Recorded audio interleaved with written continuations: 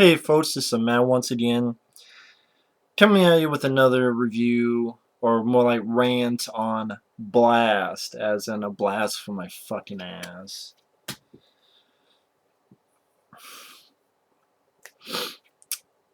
Albert fucking Pyun.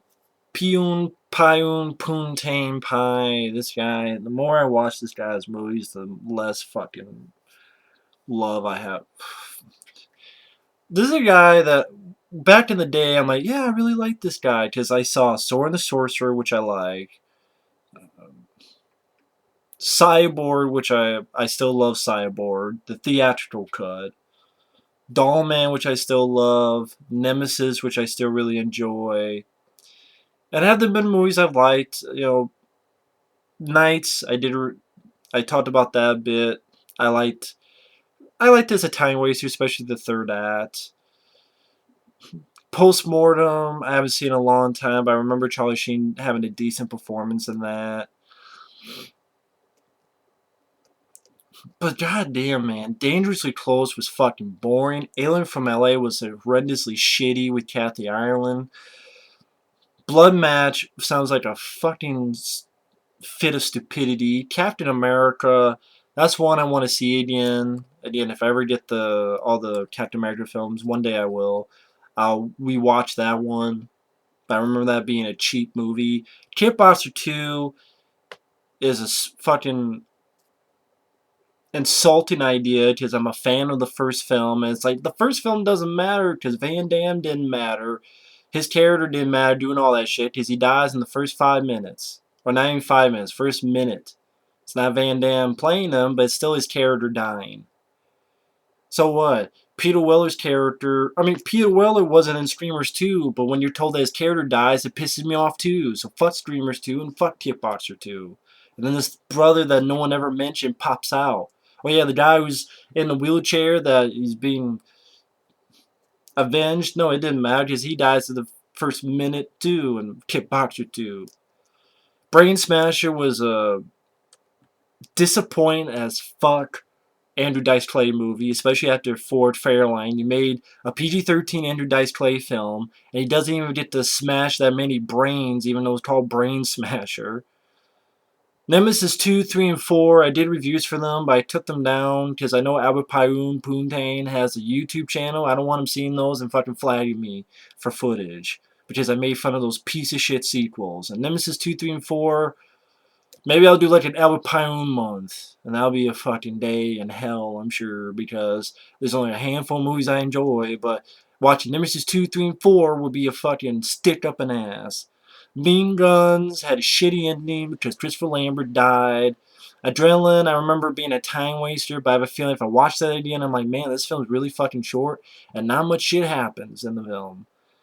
Ticker is a crappy Steven Seagal film with with footage from other movies, and I know Dennis Hopper did that film. He like all his stuff in one day, and Ticker I remember being like, really, like what the fuck?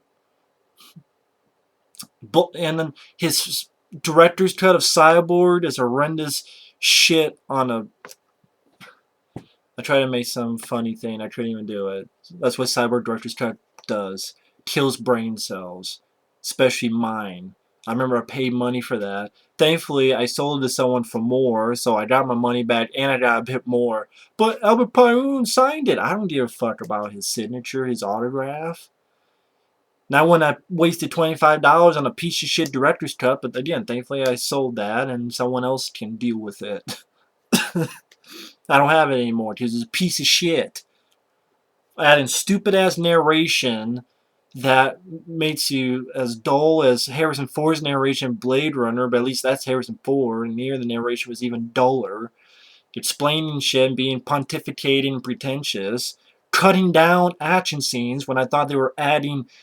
What the fuck is a director's cut when you take shit away? It's like the Rambo director's cut. Hey, it's a director's cut, so we don't take shit away, like cut down gore and language. Cyborg director's cut. We don't cut down the fucking fight scenes. Especially the ending where instead of it was a back and forth, you know how in Cyborg it seemed awkward where Van Damme was punching Fender, defend himself, and it seemed awkward?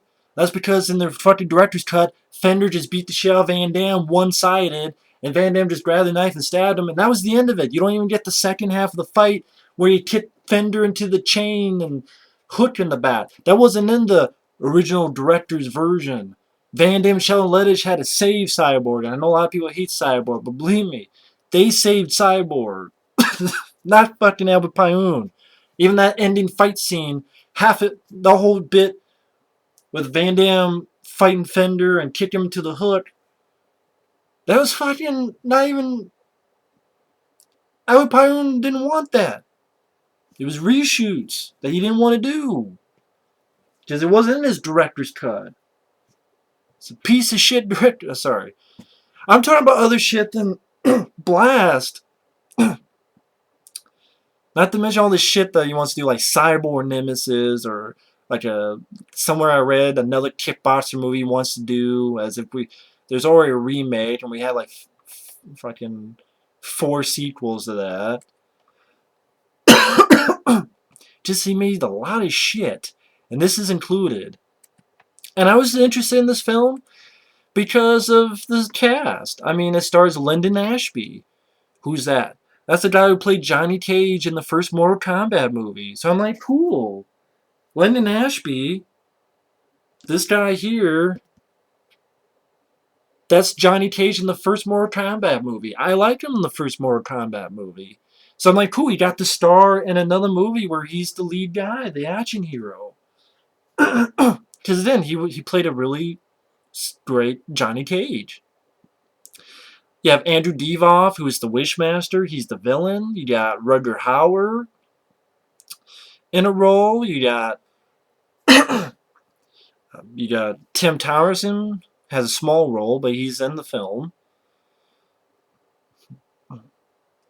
But this film is just incredibly boring and incredibly unexciting. And really, the idea is really stupid. It's terrorists. They take over a swimming pool. That's really what it is. It's just the U.S. Olympic, female Olympic team are training or shit, and the terrorists take these women hostage. And Linden Ashby, apparently his character won an Olympic medal in kickboxing, but something happened, so his leg is hurt. And the only way you know this is that once in a while in the beginning, you see a cane that he never uses, and once in a while he hobbles. But you rarely get any fights in the movie, so it's definitely not like Nights where you get 30 minutes of your lead character beating the shit out of people. I mean, that's the thing. It's bad guys taking over pretty much a swimming pool. It's a very lackluster, dreary, dull location, first off, for your diehard in a movie. Rutger Hauer, his scenes, you probably add it. It's not 7 minutes, not even. Pretty much, he's kind of like Steven Seagal. Even Steven Seagal and Tichter have a little bit more to do, but he's pretty much Steven Seagal and Tichter, where he's a guy who's pretty much sitting down and talking, and pretty much he's like, I think like in Ticker, like I mentioned, Dennis Hopper did that whole film in a day. I actually see Rutger Hauer doing this whole film in a day because he's pretty much in one location, in a van or something like that, pretty much just chiming in with his thoughts because he's like a anti-terrorist expert who's somehow knew Andrew Divoff before, had dealt with him before, and his character's in a wheelchair, Rutger Hauer's character. And this film is a pussy when it comes to violence. Because so many times, like Andrew Divoff or someone shoots someone, and it's like, bang. And that's it. Then you just see the person on the ground. Like even, Tom Matthews, who deals with a lot of Albert Pyun stuff. He's like a guy who, because Andrew Divoff, Linden Ashby is on the outs with this woman that he loves, who she's the one running the female Olympic team while he's just the janitor. And Tom Matthews is the guy who wants to make it with Linden Ashby's woman, but then Linden Ashby wants to save his own ass, so he tells Andrew Divoff who they are. He's pretty much the guy in Die Hard. He's pretty much the Hans, Bubby, I'm your white knight. He's pretty much Ellis. But, you know, what happened? I mean, first off, even Ellis had more to do. That character had more to do. And plus, you got to see a bit, you know, a nasty, gory brain smattering. Here, Andrew Divoff kills him, but it's pretty much off screen. That's what most of these people die is off screen. It's like there's editing in this. It's like this was cut down to be a PG-13 movie or something because you don't see any blood or gore or anything. If someone gets shot, it's like a cutaway. And there are times where there's good chunks where Linden Ashby is not even in the film, and I'm like, where the fuck is Linden Ashby? Is he going to fucking come back? Isn't he the star of the film? Because Albert Pyun, for some reason, thought there needed to be all these fucking characters that we have to give a shit about Tim Thomerson, which I like Tim Thomerson, but it's a nothing role. It's just him in a room with two people talking about what should we do, because he's like a police captain type guy. What should we do? What should we do? What should we do? What should we do? Then it cuts away to Rutger Hauer just sitting in the same room. Well, you want to do this. Well, you better go in. You know, sometimes casualties are needed. Blah blah blah blah blah. And then it cuts to Andrew Divoff talking and threatening, and it talks to, I think actually, Shannon Elizabeth is one of the hostages. You don't. She doesn't really have any lines, but I saw her. I'm like, is that Shannon Elizabeth? Let me see if it says in the credits here.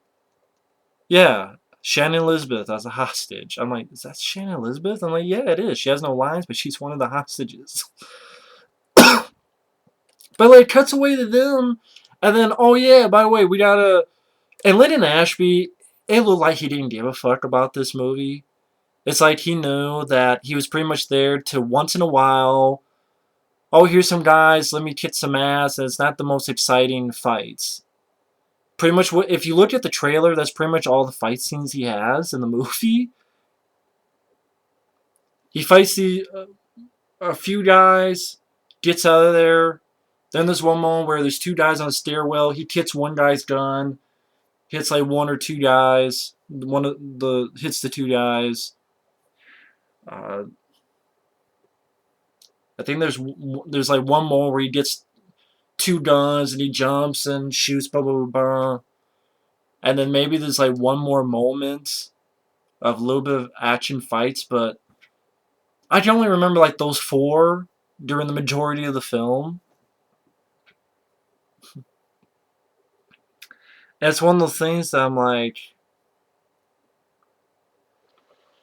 because Rutger Hauer then gets in touch with Linden Ashby, and Linden Ashby tells Linden Ashby, hey, you know, these guys, you know, they're not going to let these people go anyway. They're going to have some type of second way to get out. There's going to be a secret way for them to get out. Look in the basement. And so Linden Ashby listens to him. There's like bombs at the door, and Linden Ashby gets the bomb away. And then Linden Ashby gets his woman. Well, actually, Linden Ashby doesn't even do that. Rutger Hauer kills the bad guy, Andrew Divoff. And you're thinking, well, wait a minute. I thought you said Rutger Hauer was in a wheelchair. Well, this is the hilarious thing about this movie. The woman is... Andrew Divoff has the woman. And they're by the swimming pool. And so Rutger Hauer somehow gets in his wheelchair. And he rolls up in his wheelchair to Andrew Divoff. And he somehow gets into the swimming pool and tells the woman, you know, Linden Ashby's woman, get in the pool. And so she does. And the fucking Andrew Divoff looks at the wheelchair, and the wheelchair blows up in a really bad effect. Like, did you tell that Andrew Divoff's character, like, he's just staring, and then it's kind of like, it's not a body being blown up. It's pretty much like I don't know what you call it, a shitty special effect. Like I don't know how the hell you explain. Just a shitty special effects. Really cheap, shitty special effect of the wheelchair blowing up and Andrew Divoff, I guess, being blown away, but it's done so really cheap and laughable. So I'm like, wow, Linden Ashby doesn't even kill the Andrew Divoff, the main bad guy. Rutger Hauer does, and that was why I guess his character was in the movie, to do that with his fucking wheelchair that is set to explode. Somehow he fucking manages. And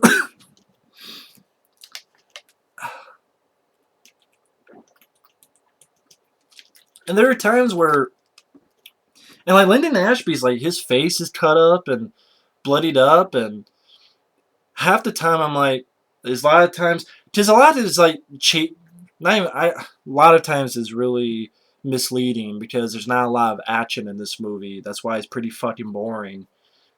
But like other than the action bits I mentioned, there's a lot of sort of being chased in hallways, and the hallways all look the same because it's a fucking place for a swimming pool. Either locker rooms or shit. I mean, at least like you look at, granted these films had the budget, but Sudden Death, Hockey Rink, they had the locker rooms, but you had a lot of other places. Like Sudden Death, 100 times better. Die Hard films, any of them. Even A Good Day to Die Hard is miles better than this movie. Miles better than Blast. This is literally one of the worst Die Hard in a movies out there, because it's one of the most boring and uneventful Die Hard in a movies. And 5.4 on IMDb is way too fucking high, because nothing happens in the movie. With a laughable ending. And, like, literally, this movie doesn't deserve any good reviews. It doesn't deserve anything. This is one of those movies that just... It's like, was anyone in this movie even trying? Was Albert Pyun Pai even trying with this movie? You want to watch a good Albert Pyun movie? Nemesis, Dollman, Cyborg. There you go. Because it's not much. Now I know why some people compare him to Ed Wood. When you watch shit like this, yeah, it makes fucking sense. Just incredibly boring movie.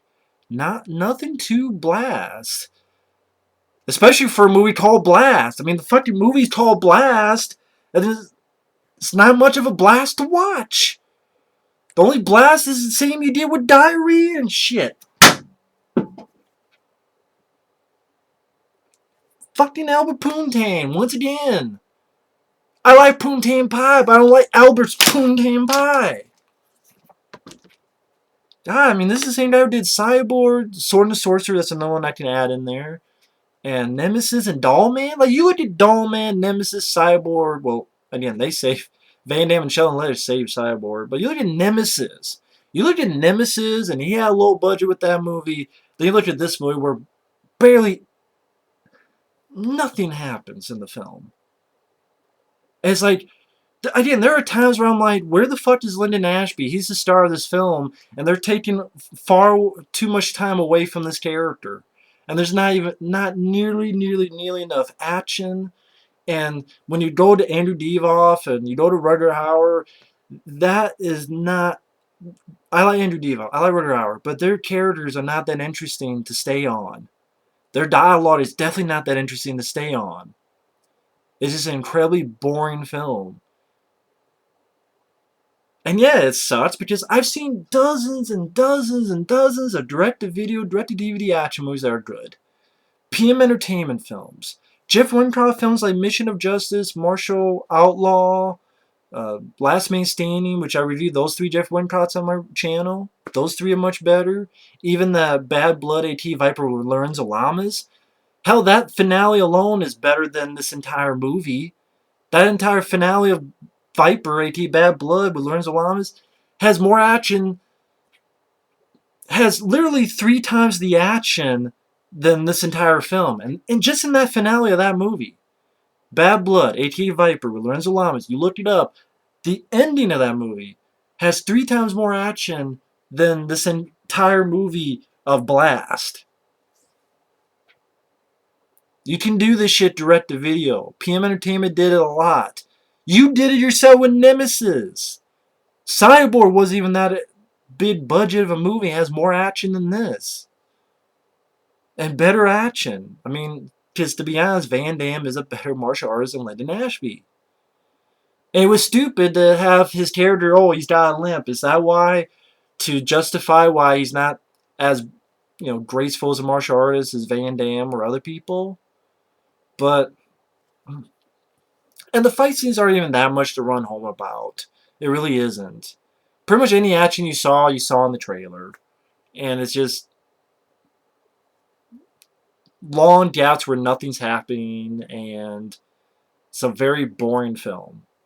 So, fuck Blast. Yeah, Blast. It's such false advertising. But anyway, thanks for watching. Take care, and we'll see you later. Bye-bye.